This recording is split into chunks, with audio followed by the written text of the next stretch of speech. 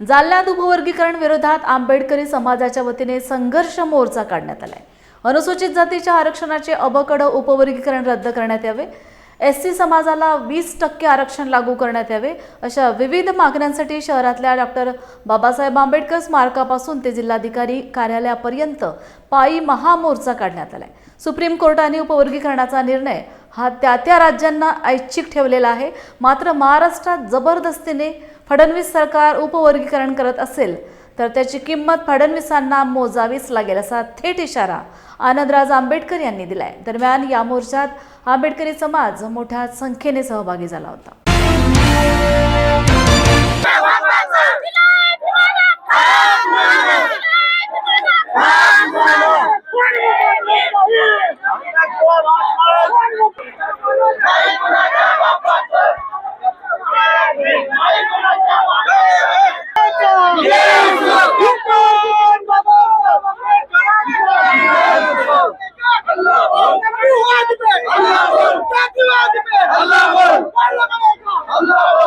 जो निर्धार काढलाय की जिल्ह्यांमध्ये असो, तालुक्यांमध्ये असो, आम्ही या उपवर्गीकरण विरुद्ध मोर्चा काढणार म्हणजे काढणार। या सरकारला दाखवून देणार की जर तुम्ही आमच्या नादी लागलात, आमच्या बापाने आमच्यासाठी लय कष्ट केलेत, आमच्या बापाने आमच्यासाठी लय कष्ट केलेत, पण त्यांच्या मुलांच्या नादी लागलात तर तुम्हाला इकडनं पळवल्याशिवाय आम्ही राहणार नाही। आज आपल्या बापाचं नाव कुठल्याही गल्लीत पासून दिल्ली पर्यंत चालतंय। एक आपल्या समाजाचा मुलगा दिल्लीत सुद्धा लढतोय आणि आज आपण सुद्धा आपल्या हक्कांसाठी लढतोय। आपला समाज आयुष्यभर लढत राहिलाय आणि हा बाबासाहेबांच्या रक्तासाठी लढत राहील। मी या सरकारला सांगतोय, तुम्ही आम्हाला एरे गेरे समजू नका। आम्ही जर डोक्यावरती घेतलं तर तुम्हाला घरी बसवल्याशिवाय राहणार नाही। सर्व युवांना सांगतोय, हा काळ, हा वेळ, हा फार विचित्र आहे। इंस्टाग्राम वरती, सोशल मीडियावरती गोष्टींवरती विश्वास ठेवू नका। आपल्याला डॉक्टर बाबासाहेब आंबेडकरांनी पेन दिलाय, त्या पेनाचा वापर करा आणि या मनुवाद सरकारला दाखवून द्या की तुम्ही किती बी लावा शक्ती, तुम्ही किती बी लढवा युक्ती, तुम्ही करा किती बी हल्ला, लय मजबूत भीमाचा किल्ला। जय भीम। जालना जिल्ह्याची जी जनता आज साहेब भर पावसात आपल्या खिशातला खर्च करून आम्ही काही इथं व्यापाऱ्याकडून, कोण्या आमदार खासदाराकडून निधी घेतला नाही। समाजाने आवाहन केलं होतं की आपला एक झेंडा, आपला एक दांडा आणि आपली एक भाकर या मोर्चात घेऊन यायची आणि आज ती समाजाला दाखवून दिली। मी सर्वप्रथम जालन्यातल्या सर्व आंबेडकरी समाजाचा धन्यवाद करतो आणि महापौर साहेब आमच्या खराताई यांचा जो संकल्प आहे, सर्व समाजाचा संकल्प आहे की मोतीबाग मध्ये गौतम बुद्धाचा पुतळा बसवा। आजपासून मी बौद्ध समाजाला विनंती करतो आनंदराज आंबेडकर साहेबांच्या साक्षीनं की आजपासून आपण मोतीबाग म्हणायचं नाही, की त्या तळ्याला आता चौदार तळ म्हणायचं। आणि महापौर साहेबांना मी विनंती करतो की त्याचं नामकरण चौदार तळ म्हणूनच करावं। जय भीम।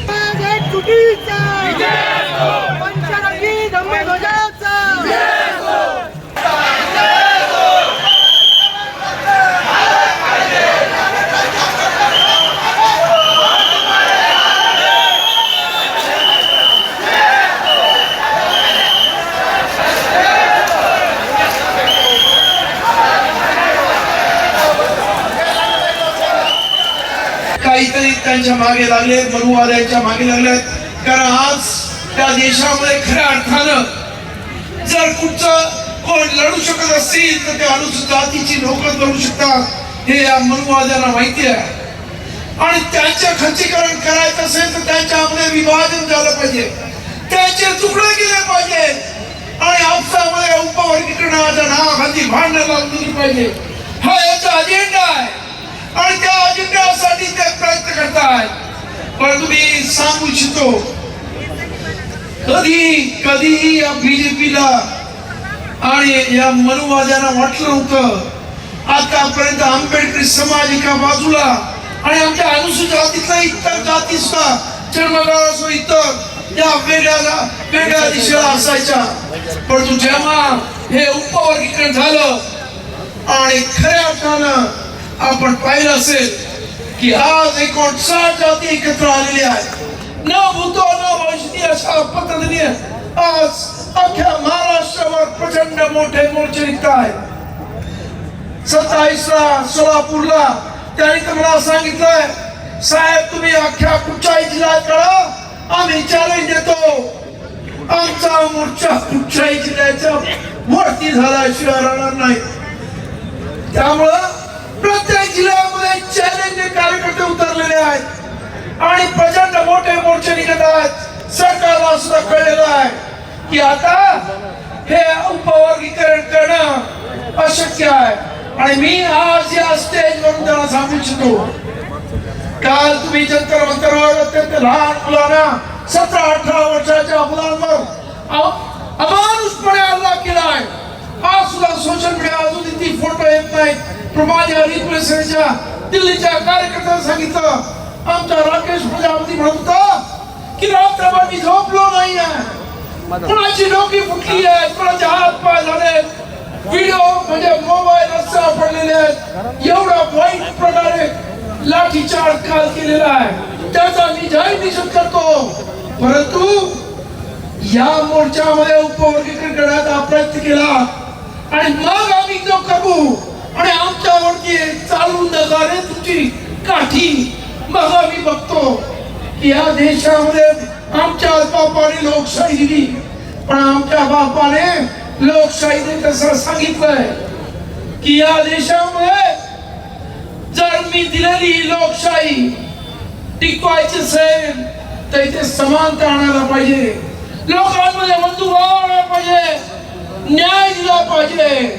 आणि जर तो दिला नाही तर माझ्या बापानं सांगितलं की एक दिवस हे लोकशाहीचं मंदिर या देशातील लोक उद्ध्वस्त केल्याशिवाय राहणार नाही. हा त्याने दिलेला त्यावेळेस 1926 आणि 1950ला त्याने दिलेला इशारा आहे.